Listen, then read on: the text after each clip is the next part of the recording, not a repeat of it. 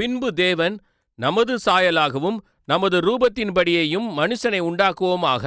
அவர்கள் சமுத்திரத்தின் மச்சங்களையும் ஆகாயத்து பறவைகளையும் மிருக ஜீவன்களையும் பூமி அனைத்தையும் பூமியின் மேல் ஊறும் சகல பிராணிகளையும் ஆளக்கடவர்கள் என்றார்.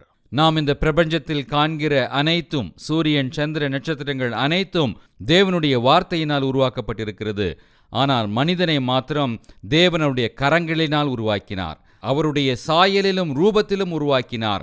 அது மாத்திரமல்ல, பூமியில் இருக்கிற அனைத்தையும் ஆண்டு கொள்ளக்கூடிய அதிகாரத்தையும் கர்த்தர் நமக்கு கொடுத்திருக்கிறார். இந்த வானத்தையும் பூமியையும் ஆராய்ச்சி செய்ய, ஆண்டு கொள்ள, மிருகங்களை ஆண்டு கொள்ள, அது மாத்திரமல்ல, நமக்கு எதிராக கிரியை செய்கிற வல்லமைகள், சக்திகள், ஆவிகள், பாவங்கள், சாபங்கள், நோய்கள் அனைத்தையும் ஆண்டு கொள்ளக்கூடிய அதிகாரத்தை தேவன் கொடுத்திருக்கிற அதிகாரத்தை விசுவாசிப்போம், வாயில் அறிக்கையிடுவோம், அதை பயிற்சி செய்வோம், ஆண்டு கொள்ளுகிறவர்களாய் இந்த பூமியில் ஆசீர்வாதமாய் வாழ்வோம்.